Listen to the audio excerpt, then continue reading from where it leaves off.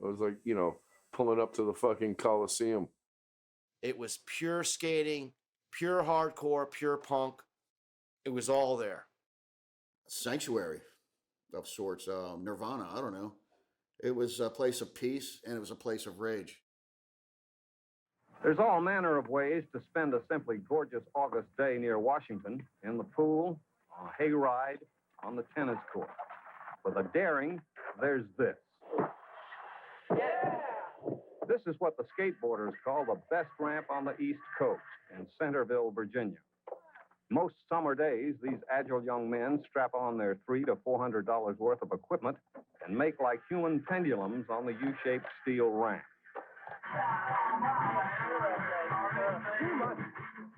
A car stereo blares the proper rock to keep the skaters in the mood for oilies and aerials and hand plants and foot plants. There's also a 540-degree turn at the top called a McTwist, but no one here has tried it. McTwist is sort of the ultimate on this kind of ramp. One thing to remember in all these bouts with gravity is when you're wiped out, try to land on your knees. It's basically, there's no rules. That's about one of the best things about skateboarding is you can do it. It's a self-expression, and you don't have rules to follow. Way back. It doesn't go anyplace, but it sure is fun getting there. Nelson Benton, Centerville, Virginia. We went through years of battling with cops and communities. No one understood what we were doing. Skateboarding was completely unknown. We dreamed and we stuck it out. Finally, we built a home, Cedar Crest. But it wasn't just about the skating, it was about the lifestyle. From punk to metal to stoners to hippies, we were all one big fucked up family.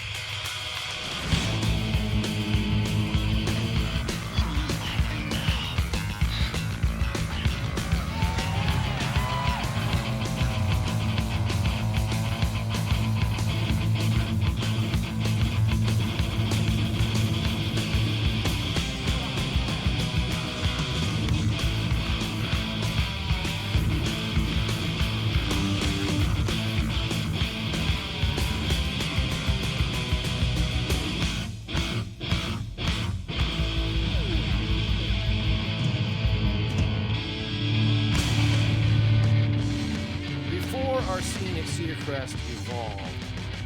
There was punk rock and there was skateboarding. Those two things went hand in hand, and most everyone did both. And that is where the story begins.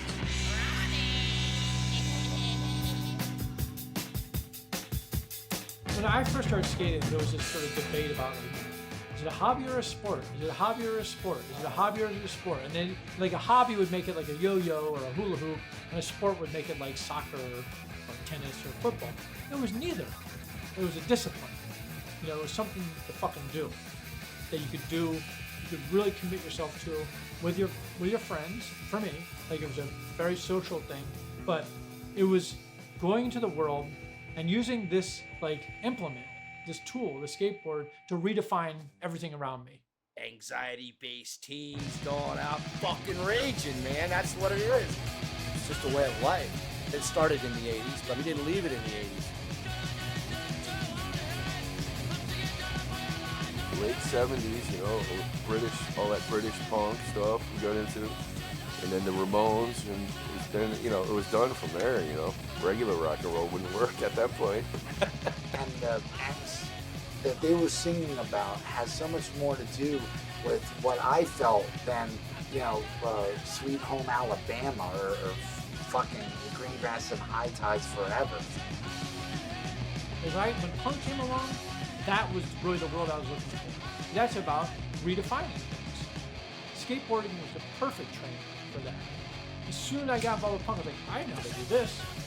I've been training for the last, 8 years as a skateboarder. One day, my friend Dave Stern came home with a Minor Threat record. He's like, "Did you hear this?" I was like, "No, what is it? This band's from here." He's like, "Oh, no way." He's like, "I think this is illegal." We're like, "Why?" Because they keep saying fucking shit, and they don't. You listen to this. The first punk rock show I ever been to was the Bad Brains in 1980 at Madam's Organ. And that was some serious shit. I was blown away by that. That changed my life. How did we find out about the punk rock scene? And it was from skating downtown. We'd see the flyers, because the flyers would be everywhere.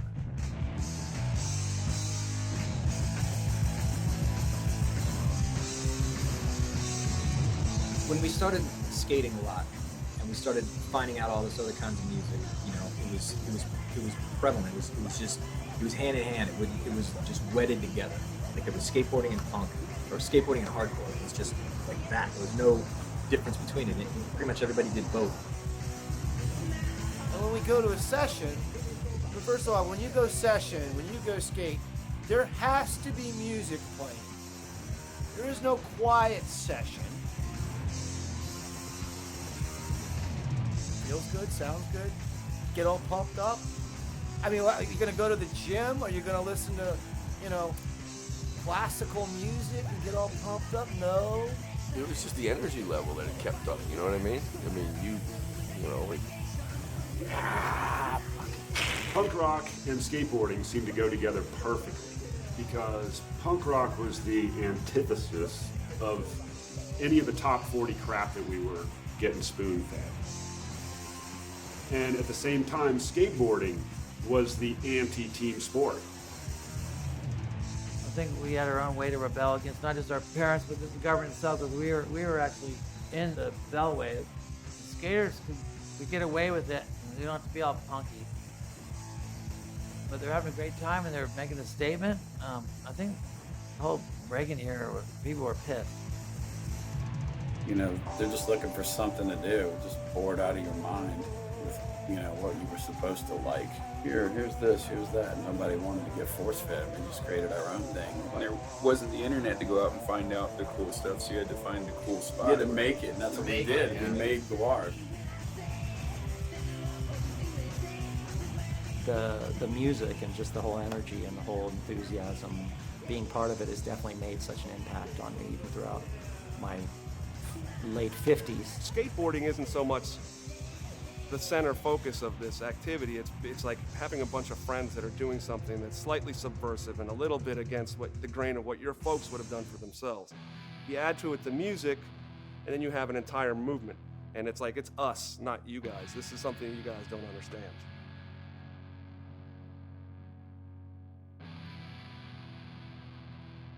This theory I have, which is skateboarders, there is something either missing in their genetics or there's something extra in their genetics.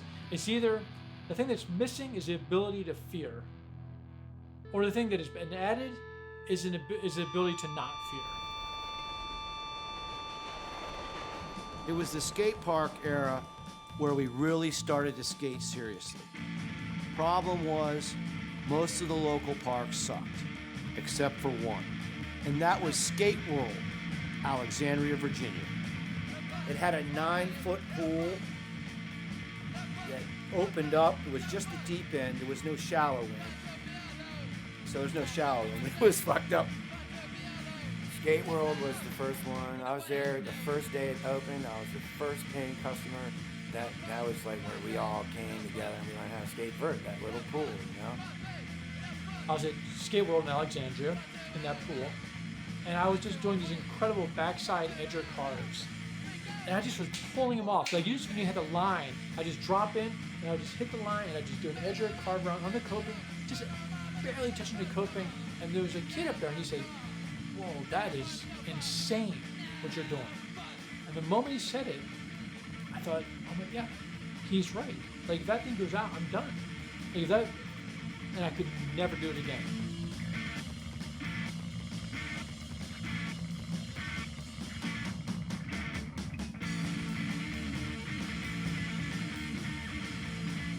There was a shit ton of parks. In the DC area alone, probably I'm gonna guess there was 10 parks. G-Berg Freestyle, Skate Park, St. Charles Skate Park down in Waldorf, Crofton, Cascade.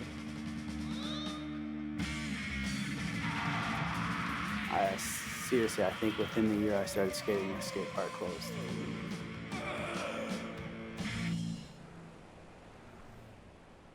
We got to 81, 82, they started all closing up.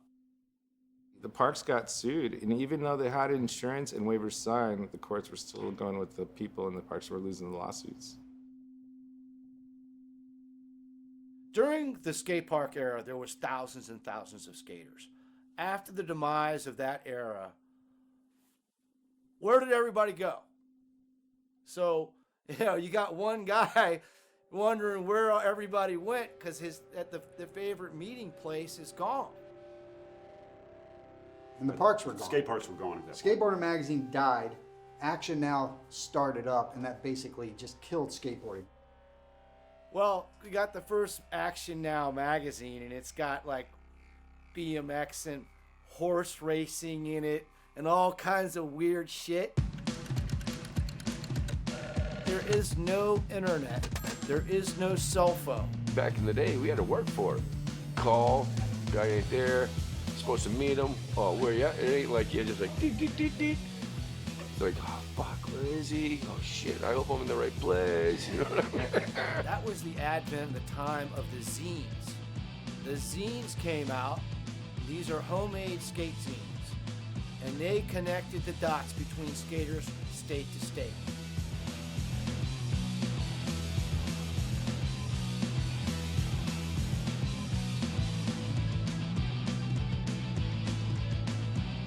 A lot of the posers and all the fucking money and all the magazines are all gone, but the core skaters still remain. And they talk to each other through zines.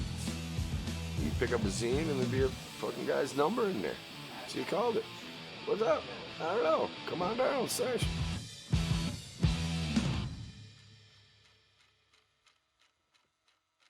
And the parks and stuff, well, all those were gone. I mean, all that stuff had disappeared. And so the next resurgence were all the half pipes. And I guess that started actually with quarter pipes and stuff. And we had the old rickety ramp, one sheet of plywood, another sheet of plywood, and then a little vert section up there. Man, this stuff was harsh. We started building more and more ramps, and more people started coming out. These ramps were horrible. Like, they were like 13-year-old kids building half pipes in the woods with no power tools. It was like just strips of 2x4s and just to Propping make it like yeah, this. yeah. The framework is just a bunch of 2x4s like this because we didn't know how to actually build radiuses.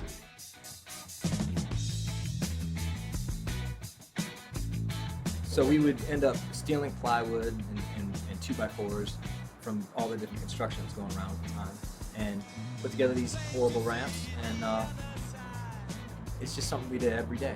Every day we were skating. Stealing plywood was the only way we could skate. Oh man, this is the best part. So, the town sees this brand new giant ramp go up. I mean, and there was no hiding it. It was in my fucking driveway, connected to my house. And yeah, there was a lot, maybe like a mile away, that they were building a few houses.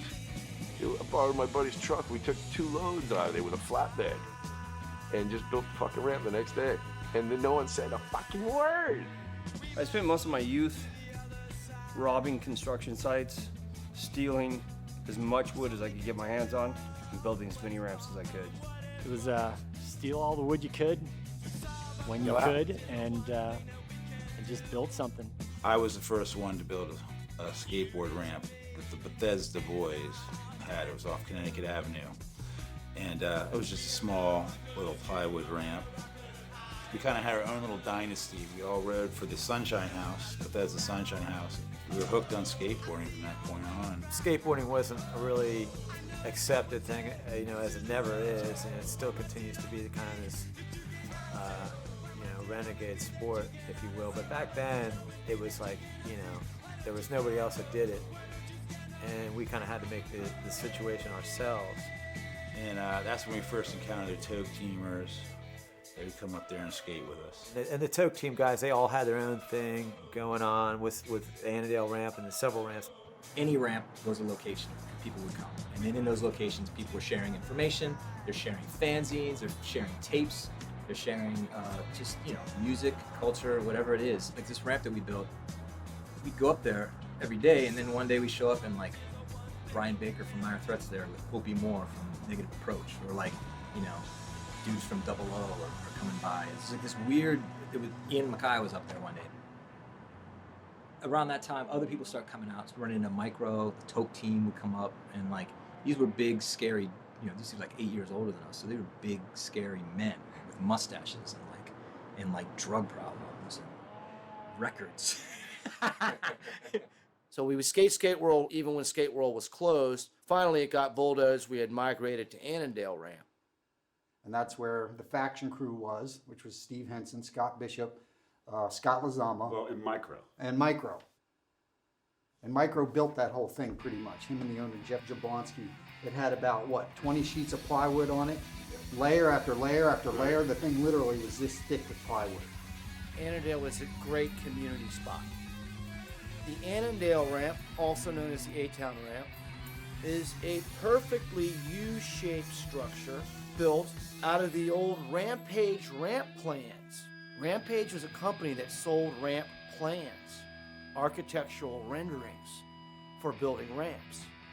Micro had created his whole little scene out there with all these new guys.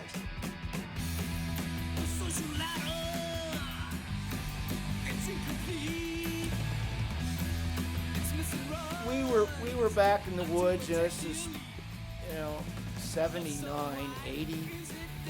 So we start skating it quite a lot. You know, we're learning backside airs, we're learning frontside airs, lip tricks, also learning how half pipes feel, changing the ramp. I'm convincing Jeff that we need to add vertical to the one side. When it first started, it was just a little bit. How about some flat bottom? Start riding it. Wow, it rides a lot better, man. Crazy innovation. All ramps were plywood surfaces. And there was a certain type of plywood we would find in a construction site. It was great for riding the first 2 weeks, then it turned right into splinters and mush.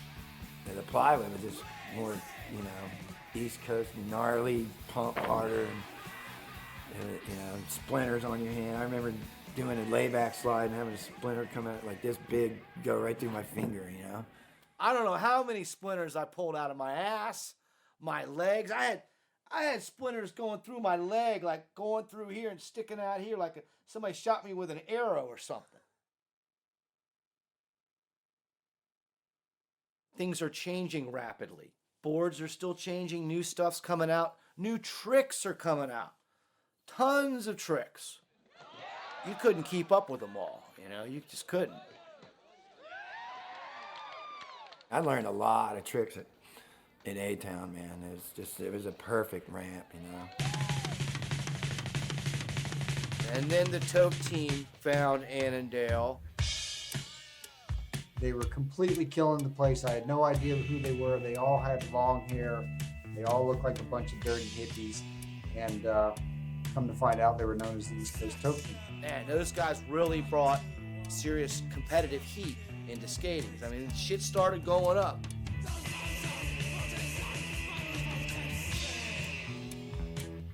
I guess we started snaking each other really at Annandale. That's when we first started getting all frothed up on snaking, And I think that if we decided to go out there, I knew at that time the Toke team guys and Hargadon was out there. And I saw Ian again at A-Town, and I just got sponsored, and that's where I got the cover of Thrasher. When I came out there, I came out with Glenn Friedman in '83. I mean, Glenn was interesting because he was somebody who I knew through Skateboarder magazine, and I was, a huge fan of his photos because he was a Dogtown photographer. Him and Stesic. I think Thrasher basically they were interested in the photos, but they wanted some context. I said, well, I'll write an article about the DC skating scene from my point of view, which was in the 70s. Obviously I was not on Toke team.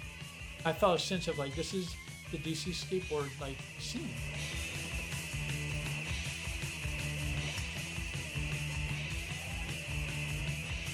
Well, if we weren't at A-Town, we were going downtown to skate.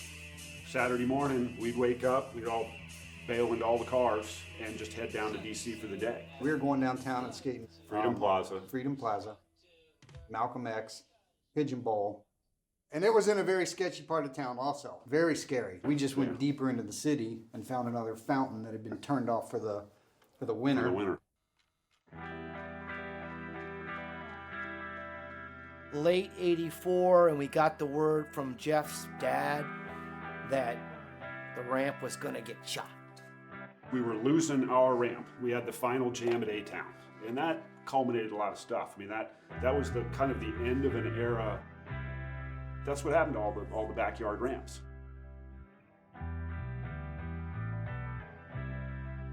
Every kid with a ramp, it only lasted so long because the neighbors just couldn't stand it anymore. I had ongoing battle with the neighbors. They'd be out there with a fucking meter. Nothing. Not a legal griping number, but you gotta think about fucking all night. Drive you fucking nuts if you're not a skater, you know what I mean? Just total, like, we didn't care. That was right about the time Mount Trashmore had opened up and was a huge success. Backyard ramps, complaints going on, and something needed to happen, so they were able to do it. And so we got Trashmore built, and then they made replicas of Trashmore. And that's when we realized, well, wait a minute, you know, how come Fairfax County, one of the richest counties in the country, how come they're not building at least a ramp somewhere? And that's when we came up with the NVSA, the Northern Virginia Skateboard Association. Right. So we put petitions at the skate shop.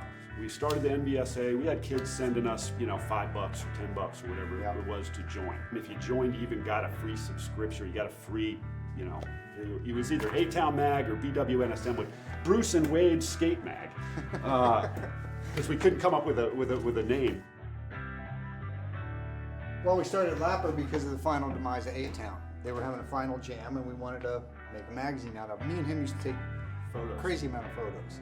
We just wanted Everybody wanted to see the photos. We finally just started throwing stuff on a Xerox machine. Desktop publishing had just come out. So instead of plugging quarters into the Xerox machine, we were actually getting it printed.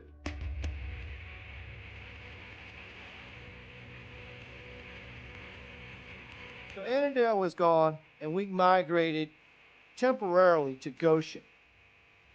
And Goshen was basically built by Sam Booth. It was on Goshen Road. There were several of us. But really, me and Mussman were the ones who really took the bird. It had a little more flat bottom. It had even vert on both sides. Full coping on both sides.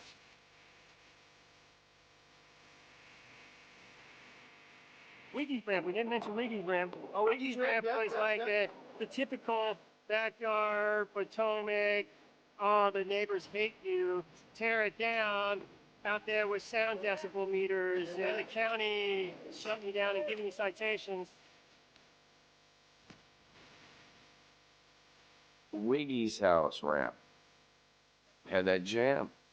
We even got, there's a little right up in Thrasher. You know, I don't know, I think I got like, you know, usual 4th, 5th, whatever. That was my slot. Yeah, we went down there, and that was, I think, a fanzine thing. Connect somehow. Went down. They showed us nothing but hospitality. Big party, chicks, skateboarding, rock and roll. It was all there. I know you guys and Bruce have been trying so hard to get, you know, the Northern Virginia Skater Association and using the political avenue to get the counties, the state to build stuff, and we couldn't get anyone.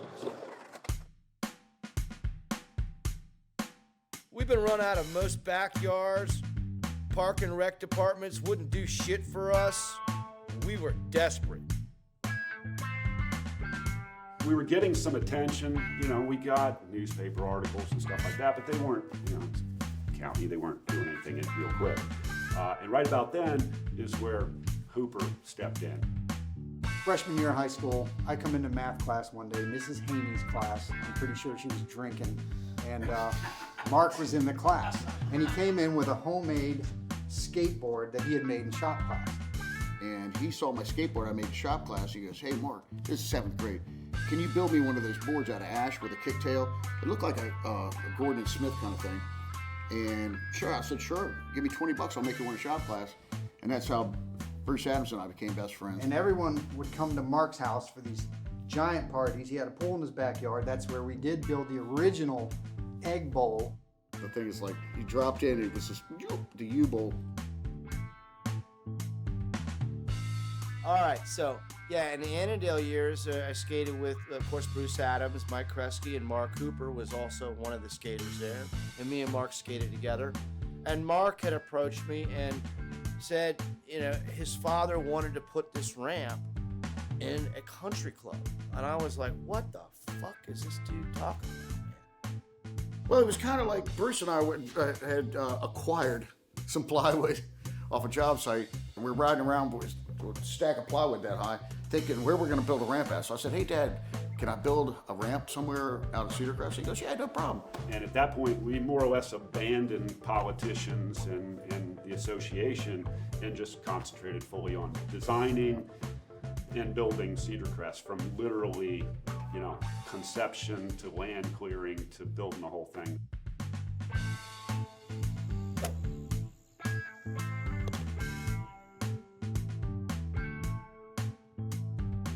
You wouldn't think that golfing and skating would get along, and of course it doesn't. Well, except for a couple of the cool members, but at the same time, Dad had 1,200 acres there.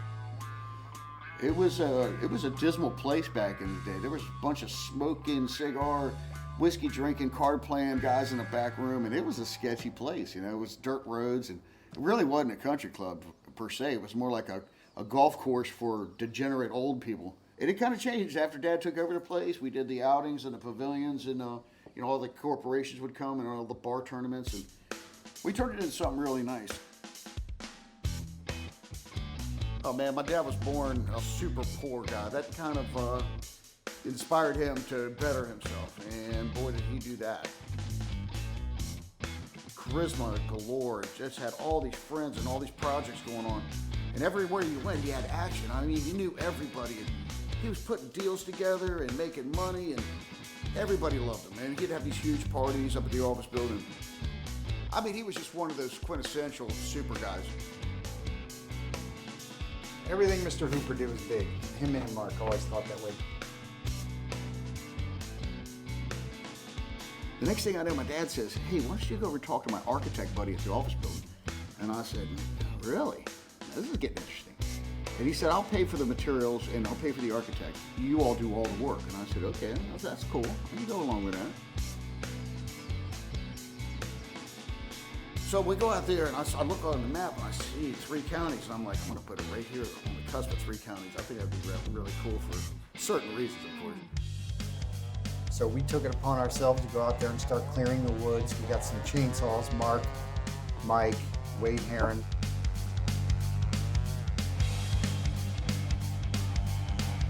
We went out there and just started clearing a ton of trees. And I think Mr. Hooper didn't realize that we were going to go that big with it. Dad came up there and saw me clearing trees, and he goes, why don't you go down and get the ditch witch and the bulldozer and come on up here, and we're going to clear this whole area out, flatten it out, and going to string it out. How big do you want this thing? And then he called up his stonemason, George, and he came out there and laid all the cinder blocks.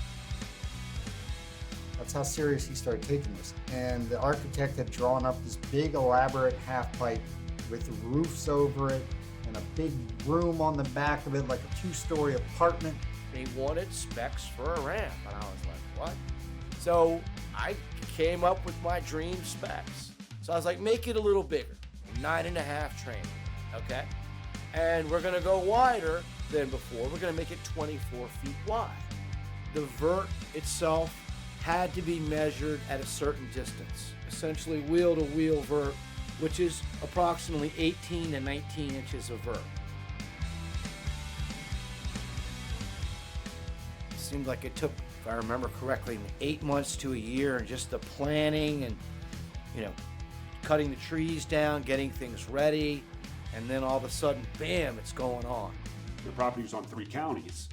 Mr. Hooper wasn't real keen on building permits, so If his crews got shut down in Fairfax, he'd move them to the other side of the property to Prince William, and again, you know, over to Loudon. So he took the workers from the country club and pretty much sent them into the woods to help us because he wanted to keep them employed through the holidays. The next thing I know, they're building this thing. I'm just like, man, this is incredible.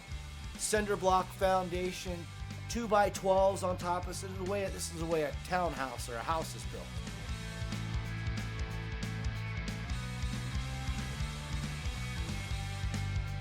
You stand back in the middle of the night, you got the fire going, been working all day, the sun's going down, the moon's coming up, you got all your buddies around, you're drinking beers around the fire, and you look at all these 2x4s lined up in a transition, and it just looks so beautiful. I mean, it's like looking at a Picasso or something, and just getting that feeling of grandeur. You know, you're building something that you can hang your name on for life. I mean, this thing's it's coming to fruition, my dream.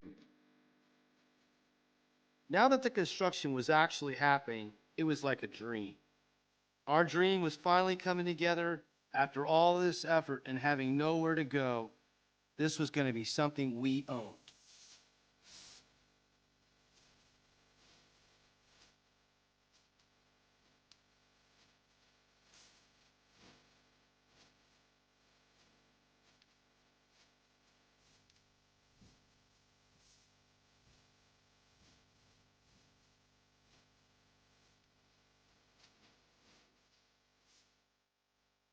I was insistent we have pool coping on both sides, and you also have these trapdoor areas that allow you to change the blocks out. And of course, the biggest thing is 11 gauge sheet steel. And it was a tank. It was a serious fucking tank. There was another metal ramp out there, but it was nothing like the 11 gauge sheet steel we put on Cedar Crest. So you gotta have like 6 guys to move a sheet. We, came up with all kinds of new techniques on how to flip a sheet. We would take the sheet and put long sticks underneath of it, flip it up, and it would go all the way up to the tranny where it would go blang, blang, right into place. I remember drilling the steel, laying out and drilling that thick ass steel, and we'd have to countersink every one of them. And the stuff weighed a ton. 300 some ounce sheets. And it would sit in the sun, and it would burn the crap out of you trying to work on it. I mean, it's lucky we didn't lose a leg trying to put that stuff up.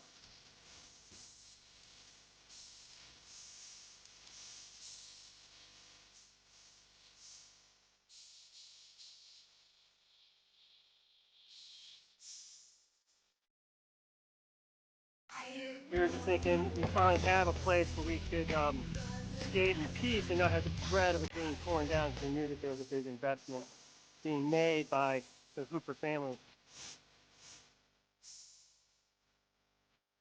We didn't have like social media, so we weren't in contact, right? So I remember getting a call from Dan Boger Brown. He's like, dude, Micro and this guy's built this metal ramp down in country club in Northern Virginia. And it's in the middle of nowhere. It's like in the middle of ding ding ding ding. It's like, you think you're in deliverance country or something. You're looking for like the albino kid. Once you think you've gone too far, you're almost there. You're driving back the muddy road, bumpy as all hell, just praying that there was something at the end of the road. Now, we didn't know if we were going in the right direction. We didn't know if there was a ramp there. We didn't know what was going on. It's kind of like a little commune.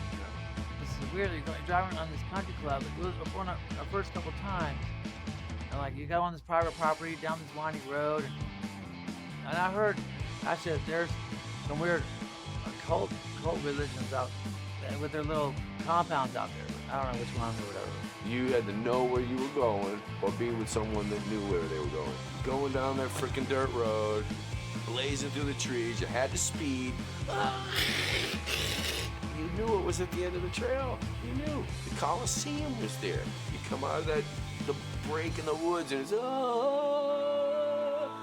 you'd hear the Holy One saying, come to me, come to me. Fucking thing would sing to you. You couldn't put your pads on quick enough, man. A big wooden structure in the middle of a forest with a hole above it where the trees were cut out. It didn't look like a skateboard ramp. some stories and some things were so magical that when even you downplay them, people probably don't believe you, and you're downing down the story, like, to make it not as unbelievable. But in reality, it was that unbelievable. Reese Simpson tells me about this place. It's the best thing he's ever seen. We gotta go. So we get in the car and we drive all the way from California. And we come pulling up to Manassas, Virginia. I never even heard of the town. We come pulling in, and I remember the road pulling into the golf course. There was just this little road with little like barbed wire or something on the sides. And we stopped, and go, holy shit, where are we? And all of a sudden there's this ramp. And you can't believe it's there. I mean, I couldn't believe it. You pulled up in that meadow, and you get out of the car, and you could hear fucking Metallica coming down that tunnel of trees. And to me, that's one of the fucking raddest things. If I could go back and walk down that tunnel of trees, hearing Metallica, and just hearing somebody grind, and you hair sticks up on your arms and you tinkle a little bit because you're so fucking excited, and you get up there and you're right into a session. You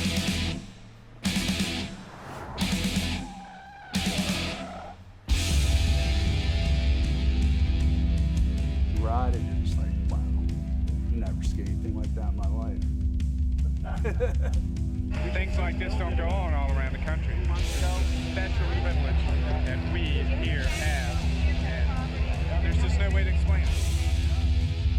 The first time I ever saw Cedar Crest was in photos, and it was of people blasting huge airs, and I thought that ramp looks really good. You know, because people weren't going that high regardless. Even the best guys weren't going that high.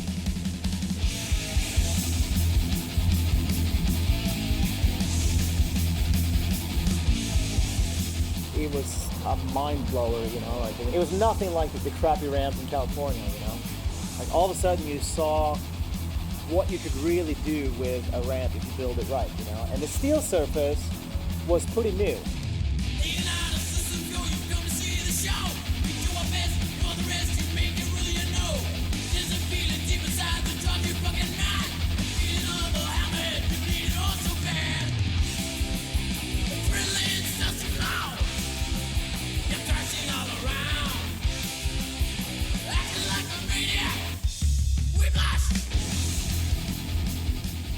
To me, it was so in the middle of nowhere and such this temple type of thing.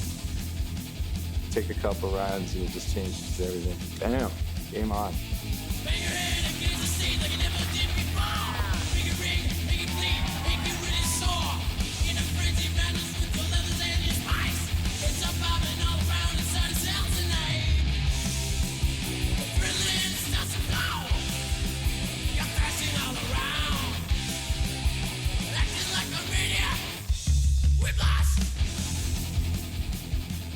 It's go time.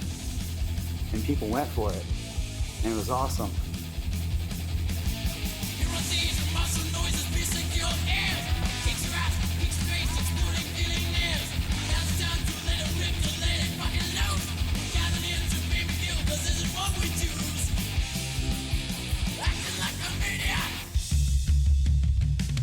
Dropping into that stuff for the first time, fucking sick. Didn't hear anything. Was a here we go.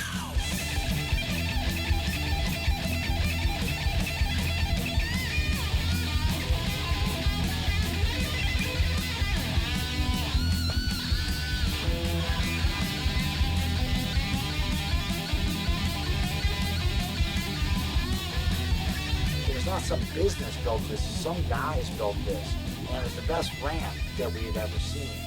And, you know, the steel. Feel the steel.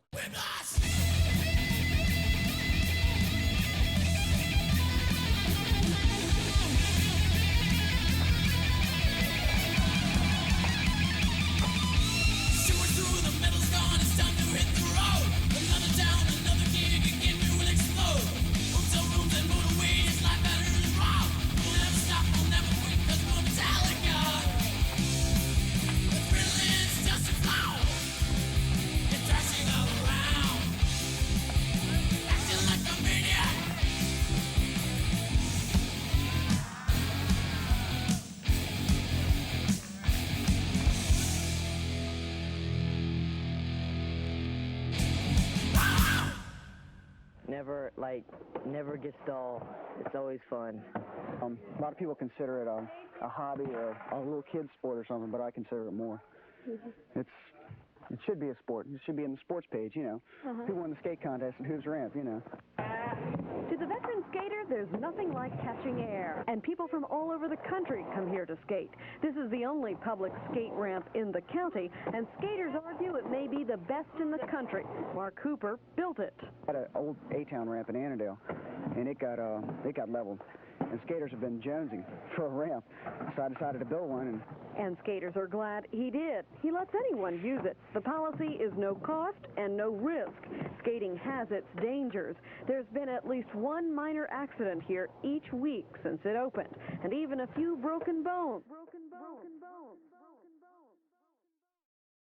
You know, it seems so obvious. You're just like, oh, of course, put steel on it.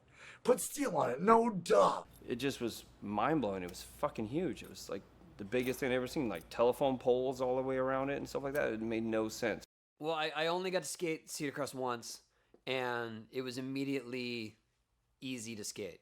At the time that I skated Cedar Crest, we were exploring new airs and things, but really the only thing limiting us was how much airtime you could get as to how much you could spin or what you could do with your board or what you could do with your feet. And suddenly we were blasting 6 foot on the regular, but it definitely had an impact on me.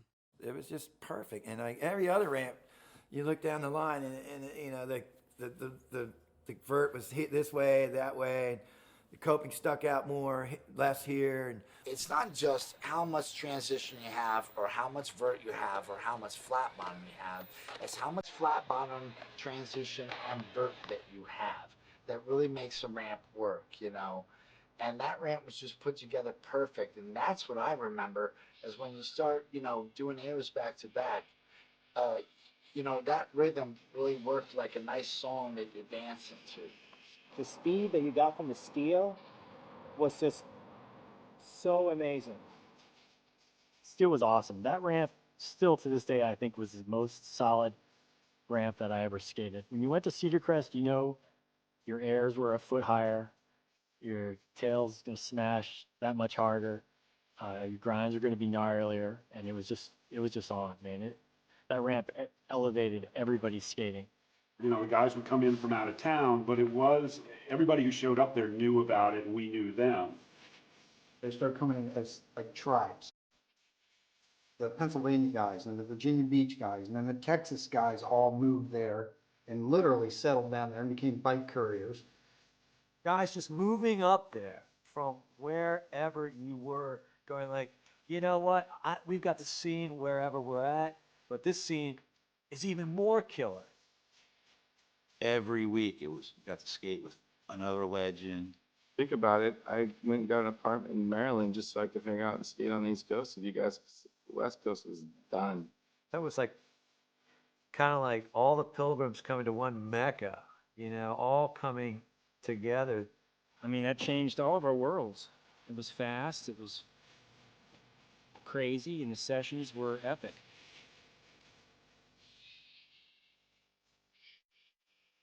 Once Goshen was gone, we made Cedar Crest our homeland, like everyone else. Because I feel Cedar Crest was this magnet that was pulling in all these other backyard scenes, and they were all kind of weird. They're all a little bit different. We ended up just living there for a while. I was like, this is home. So Keem, Bethesda boys, and whoever else, Cedar Crest brought us all together. It was a place where we no longer claimed our own little area. It was now Cedar Crest. You know, you guys have this thing over here. You guys have it. You know, forget about that. This is Rome, man. But the day it opened, Sam Irby and I were out there every day after school, if we even made it all the way through school. Of course, I'm this 14, 15-year-old kid. These other guys, you're talking 7, 8, 10 years older. So there's a little 14, 15-year-old hanging out with 23, 24-year-olds. So it kind of taught me the birds and the bees. We kind of made an effort to be out there as much as we possibly could at that point. I mean, any way we could get out there. Didn't matter if you had to hitchhike. Didn't matter if you were getting rides from chicks, whatever it was. And that became the one thing during the day that you were focused on? And I couldn't get enough. I lived in Rockville. I lived in Bethesda. I worked in Rockville. I lived in Rockville. To drive to this Mecca, it was pretty gnarly to drive out Route 66 around the Beltway, where you just gotta go over the river. It takes about an hour and 15, 20 minutes, or 2 hours during traffic to get out there, especially out Route 66, you know? You wanted to go there to hang out, not just hang out and skate, but just to be part of the situation that was going on there. It was 24/7 going off. Drinking, partying, just no holds barred. And these kids weren't, you know, and they grew up right in DC, right there by the fucking big city, and you know, and everything was there. Everything was there at that time, you know. You know, like our own playground, our own spot, and you guys did it the right way with rules, but the rules were good. You know what I mean? They allowed some chaos and they allowed good stuff to happen. You know, I saw a lot of my stuff in my teens at Cedar Crest. You talk about a bubble. Cedar Crest was a bubble. I mean, the crew of people ranged from it was such a variety of people. I mean, you had goody two-shoes skating with full-blown like criminals, and you had like straight guys skating with drug addicts. You had young and old. You had such a variety of people. It was just intense. A snake session is when skaters want to drop in, but there is no pecking order or etiquette. Dropping in left and right, that's a snake session. And lots of times it'd be 1 or 2 people. Sometimes it'd be 50 or 100 people. And this wouldn't even be an event. Just roll up, and it could be that big of a fucking session. If you've never been in a snake session before, if you've never like there's no preparation for that. The battle is actually before you even get in the ramp, you know? It's like not even taking the slam in the ramp, it's like just getting up to the coping to drop in. That was the battle. Snake sessions there were so heavy that if it was more than a 20-man snake session, I wouldn't do it. But I would be a good snake at like 10 to 20 man. I could do that. But when it got to be hundreds on the deck, and if the decks are like 12 people, 12 rows of people back, and people are just like falling in like ants, dropping in, and there's 8 people riding at the same time, I don't want to have nothing to do with that, but I saw it all. Oh my God. You had to be good. You had to be real good at snaking. Not skating, at snaking. You had to, balls out. Blaze would hunt you down. And that's how we all came to afterwards. Dude, you drop in with somebody, I'm coming after you. And then I got the ride. So while we're riding together, might do a few things, but I'm gonna hunt you down, take you out, and now it's my ride. That's like basically how it went down. East Coast. Some people really hated the snake sessions. I really liked them. God, one of the best snakes I ever saw was Jason Farrell, because that guy was just like hot shot, boom, he's in. You would look to make sure that nobody was riding, and he was already riding. He's already doing the backside air in your face. I dropped in a couple of times there. You drop in and go, you're just got as big as balls as I did. Fine, I'll go up the side and run off. By then, we knew how to snake as a team. You know the guys you've been riding with gives you a little bit of advantage to snake. What's better than sitting there with 20 of your best friends, and then you get a run, and it's your show, You get to go bust one in somebody's eye, And everybody had the same mentality. It's like, it's my turn. I waited all this time, and I'm going, If you hadn't got a run yet, nobody cared. You had to drop in quick. A lot of collisions all the time. It was a scary place to skate sometimes when it got crowded. We all had teams too. Right, everybody was like the fork dudes from VAV had spot checkers rolling. They had it all, hand signs and everything. And you guys learned from us, yeah. You're like a little team, you know each other. you know, you don't know these people as well. When there's a lot of dangerous stuff going on, and you know you can trust. Like if I bail out, and everybody wants to go, our guys kind of, if they put their boards down, they were gonna go, and we knew that. So it was kind of like just looked up, and if you knew that, let's say 10 people put their boards down, if one of them, your guys, they looked you in the eye and they dropped in. Very quickly in a snake session, people would fall into a pattern. And then it's just a matter of reading those patterns and capitalizing.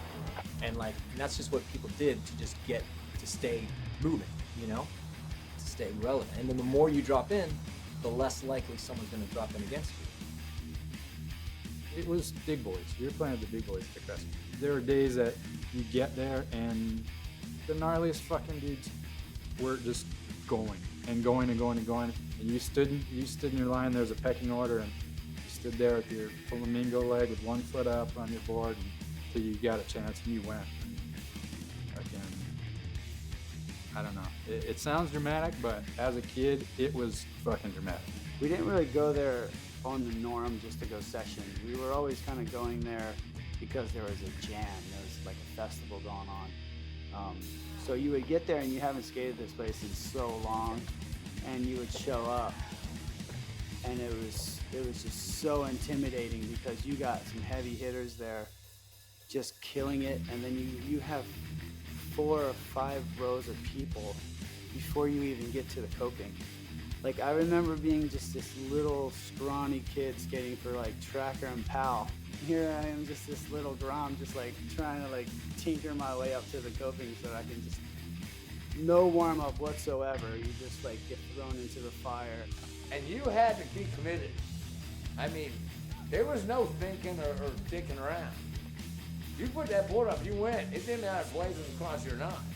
And then once you got across, worrying about if Blaze was going to run into you, you had 2 other people on the other side of the ramp dropping in. So then you had to make the decision right at that last moment. Okay, I missed Blaze. Am I going to do a front side air and take those guys out?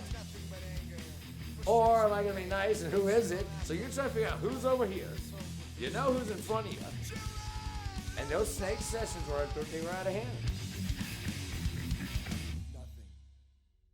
The odds are that someone's gonna get railed. And that's what happened to Tim Whistler. So, there you go.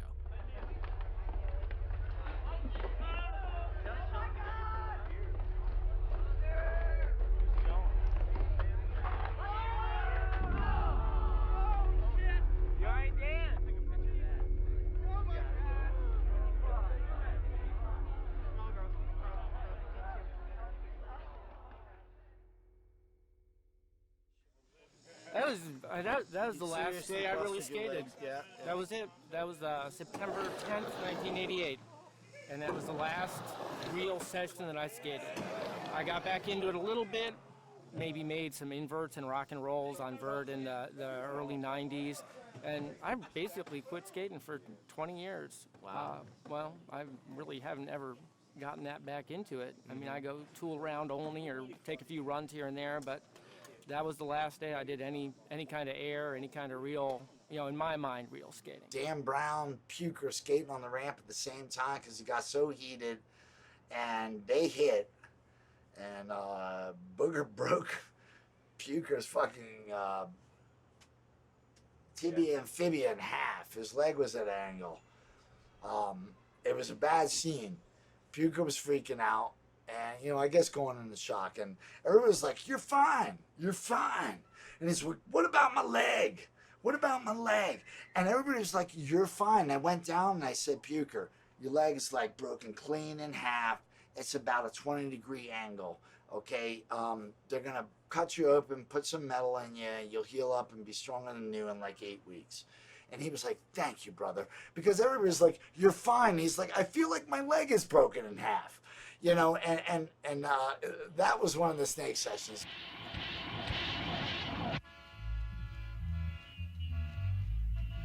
It was a good time for skateboarding. It really was. It was like the renaissance of skateboarding. It was just such a good balance of different people coming in and core people from the area. Where everybody's bringing all this stuff, all your A game, whatever, chicks, everything, nonstop. You want to camp out for a day or months in the woods, whatever you want to do.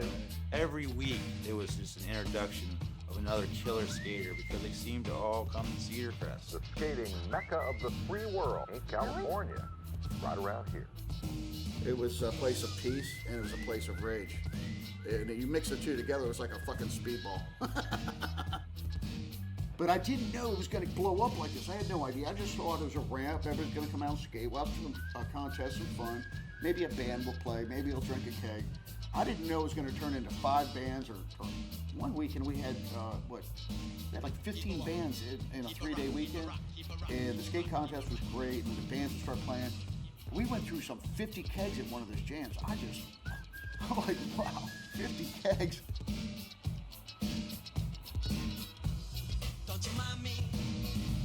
You had all the punk rockers from DC.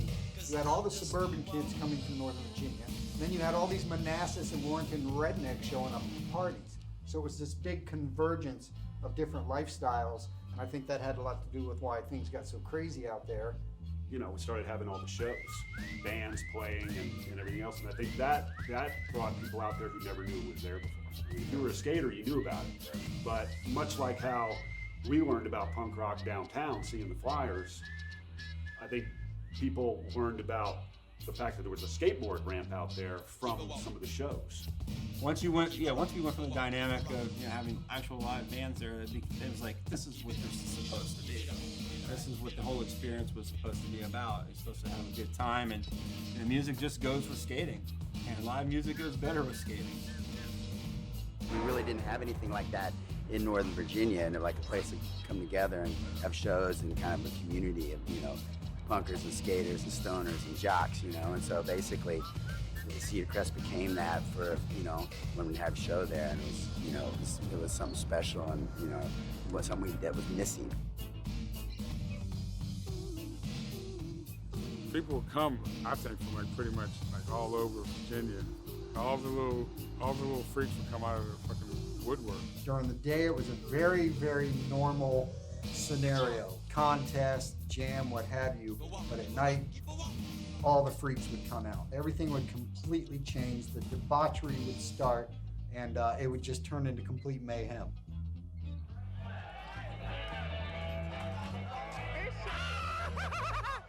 It was not only a gnarly and chaotic place, but it was like dangerous.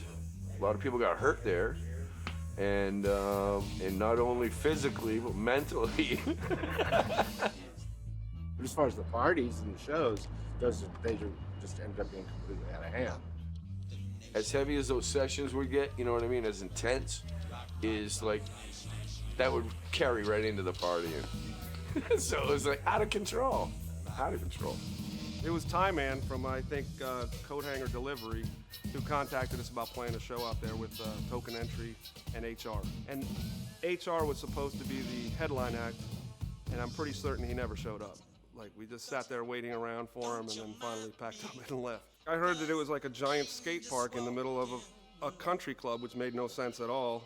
And that everyone was like gravitating towards it and bands played there, so it was like becoming like this legendary place out in Virginia that I hadn't seen. Whenever they had these jams or these contests, it just exploded. I mean, the energy level just completely changed.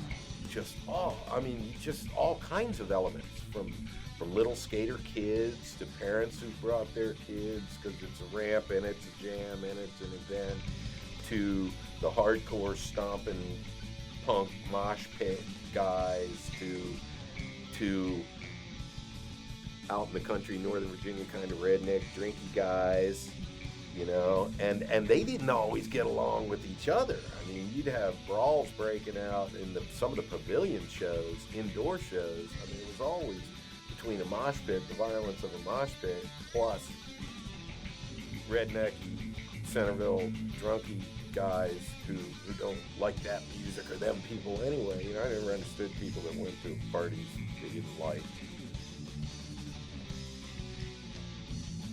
Just being able to play at Cedar Crest and play those gigs, I mean, that was where, where skateboarding and the hardcore DC scene really came together, was at Cedar Crest. To have Glor play there, and have that many people show up. It was way beyond our expectations. So we, at the time, Guar was a pretty, well, it was still a pretty DIY, but we were really back then. So we had a big yellow school bus, had just drawings of dicks all over it, and like flames and skulls and stickers and everything. So it was the most pull us over kind of magnet for cops. But the front of it, where it used to say school bus, had been painted over and had a huge bloody guar and skulls where the lights used to be, and it had steer horns and flames coming off the tires. And we pulled up to the gate, you know, it was a long dirt road. I just remember getting to the gatehouse, I guess they had a gatehouse. And we pulled up, and Brocky was driving, and I was sitting next to him. And he was just like, you know, like, let us in. And the guy flashes a 45, you know. I said, who are you guys? And, you know, I opened up my jacket, and I got my 45 sitting right here. And they're like, they go, damn, dude, you hired us to play, man. We're Guar. He's like, what's going on? What are you doing here? And I remember us looking at each other and being like, what the fuck is this guy talking about? He's like, we're Guar. Like, you hired us. We're here to play. Like, you know. Locals only. Yeah. So that was like, we were like, okay, we're in for something crazy tonight. That was my very first show in Guar, so I have no idea how it got booked. I just know that I showed up there and it was really cold, and they were like, we're gonna play at the skateboard ramp. So I'm like, great, this is a good introduction to being in the band. Like, where are we playing? And looking at it like, we're playing up there? That's the stage. Yeah, like, it just seemed like a pretty cool place to be. You know, chaos right up Guar's alley.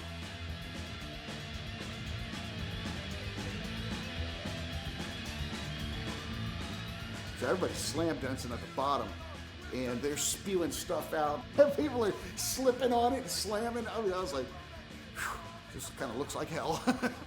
I'd never seen them. I was like, what? I'd heard about the freak show, and they did not disappoint, man. They were incredible. I couldn't see them. It was the strangest stage we'd ever played on, because we were so high, and the audience was like down here. So it's like, there just wasn't that. We were so used to playing these punk rock clubs where the crowd is like on stage with us and fighting them off. It was the first time we'd ever really got that kind of big away from the audience experience that you get at like festivals, I guess. And I think that Cedar Crest was like that area's focal point for the weird shit that was happening in that kind of magical time in cultural history. Fugazi had been asked to come play it. It was very early for us. We were just a year old at that point. We didn't have any records out, but we were interested in playing lots of different places. And we were reticent because we knew like things could get crazy. But it was sort of like, why not? Like, we are still at a time where we were playing, you know, we could play anywhere we wanted, and why not go do this thing? It was sketchy. I had heard of Cedar Crest, and it was pretty legendary at that point. Like, we know it's Cedar Crest, wherever that is, you know. And I remember, you know, I wrote in my journal that I'd actually been waiting, I was just sitting around waiting to get a call from Mark Hooper to tell me where the place is, how to get there. Finally get directions. If we drive out there, I think we got there in the late afternoon, and it's a country club. And then there's like this giant ramp. It's like the biggest ramp I'd ever seen at that point. And it was the most ornate. People who are not skaters are kind of piling in for the gig.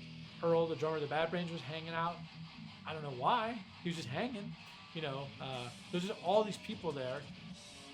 There was a little tension going on. There was some stuff going on with the skinhead dudes were getting a little rowdy, and the second band was on. They're kind of a metal band. And while they're playing, I can remember this well, because I was up on one end of the deck. And while they're playing, in the middle of all the, like this, they're playing, you know, just two cops just walk up in the middle of everything.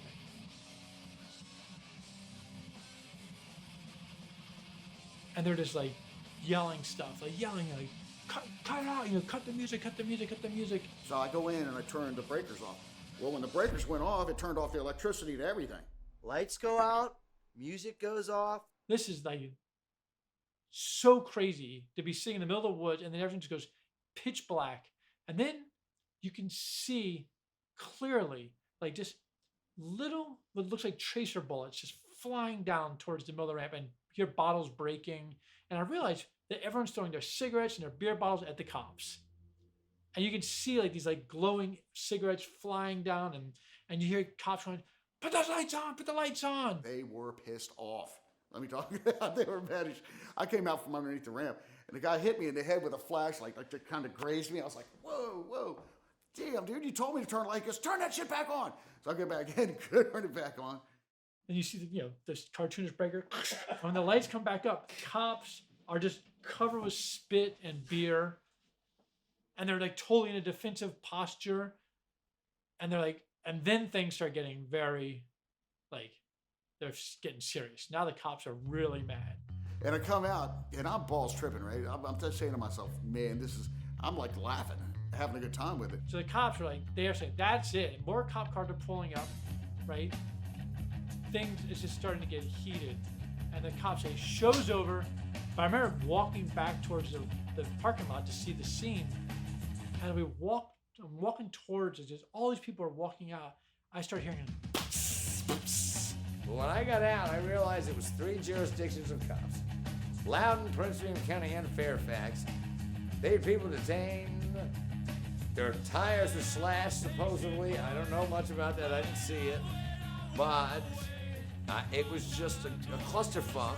One of the punk rockers that really had been part of the group that initiated this whole shit show at this point, he slashed the cop's tire, and the cops came and people were arrested. It was a melee. And it was almost like you were in Vietnam or something. Like the spotlights were flashing through the woods as we were running through the woods. I saw fights, I saw helicopters, I saw police, I saw spotlights, I saw myself hiding in the woods, waiting. It was like a riot. They couldn't figure out what to do about the ramp. It was in the dead center of 3 different counties. And I'm not sure, Mark would know better than I do, but as far as I can tell, the middle of that ramp was the point of 3 different counties. So nobody could figure out the jurisdiction. And the helicopter's trying to throw everybody off the property. But there are people there who belong on the property who are invited to be camping there for the event. So there was just people running everywhere, and cops running everywhere, and nobody could do anything. They left, and then everybody came out of the woods and started the party back over again. It was like a sense of like post-apocalyptic kind of feeling. Someone just walked out and like unlocks the lock and pulls the chain off, and then another guy comes out with a broom, just starts sweeping, and then the skateboards come out and they just start riding. We were there till 1 or 1:30 in the morning, just watching this session, and it was incredible. It was a great session. And I thought, well, that's a skateboard ramp. The place would go off all night long. You'd wake up the next morning and it looked like there was a flood. There would just be debris everywhere. And people would be off in the woods in their little camps.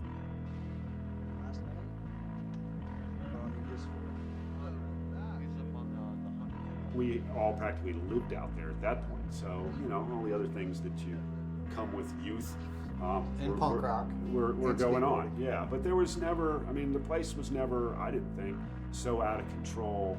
That was maybe the sad part at the end, is where the place was getting vandalized and getting broken into, and we couldn't leave our pads out there anymore, kind of thing. That's where it kind of fundamentally changed in terms of, this I guess it's not our clubhouse anymore. As far as my family went, they were 100% behind me. Everybody totally dug the scene. It was totally a family adventure. It really was. It was having the help from your family really is a part of the whole thing. My dad loved it. He'd ride up on a golf cart and he'd just be like, "This is so cool. I'm gonna put a roof on this thing." I'm like, "Really, Dad? We're gonna put a roof on the damn thing?"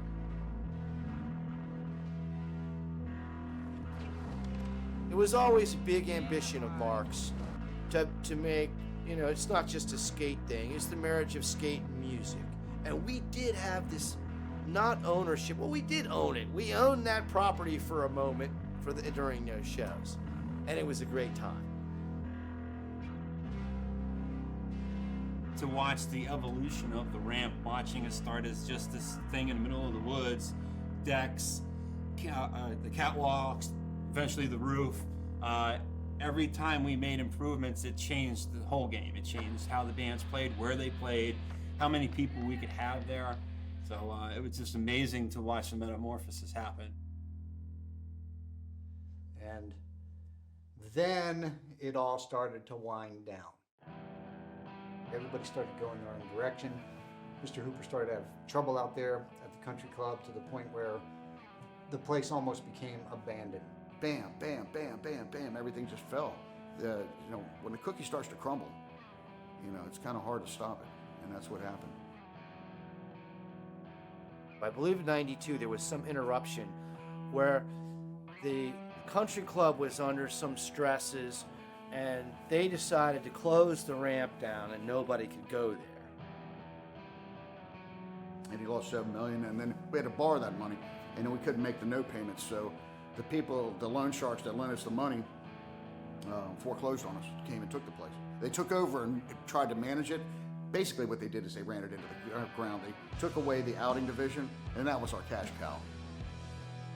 Oh, that hurt.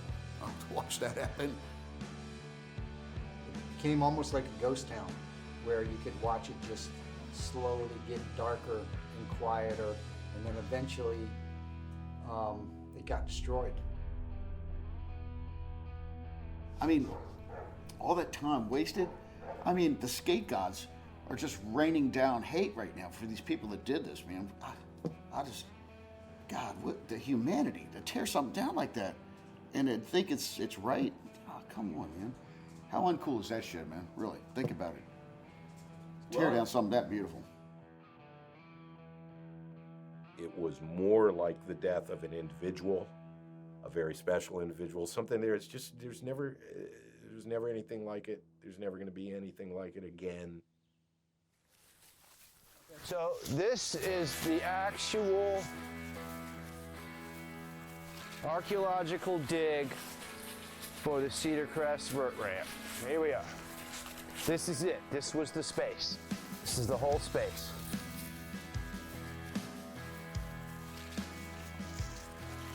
The only thing left is the stumps and the piers for the telephone poles. There you go.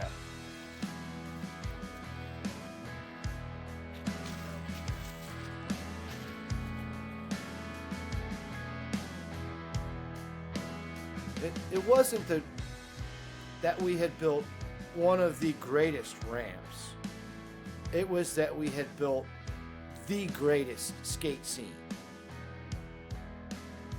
To have a Mecca like that, it's pretty amazing, especially pre-X Games where, it was like a punk rock sport that didn't have any respect, suddenly gaining some credibility. That was the last time that all the tribes, the expanded tribe, was united. You know what I mean? And then it just kind of went. And I can't believe it's transcended all this time. How did this come about? That, I mean, for real, how did all these people get together 25, 30 years ago, and we're still a crew? It's almost like a biker gang or something. It has reached mythical status, and I don't understand it, but thank Dad for that. Dad was the driving force behind this whole thing, really. I had the best time of my life, man. I compare it to bikerism, but it's really not like biker. You can compare it to sports situations, but it's really not like sport. There was art there, but it's really not about art. It was heart. It was heart of people who'd found a place in time where it was our own world.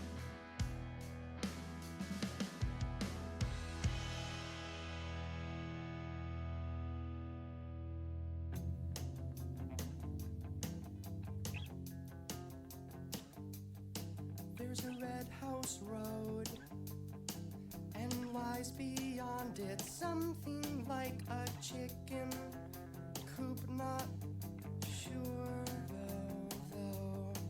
I go overdose, and the dose in my brain goes to yours, and something comes quite clear.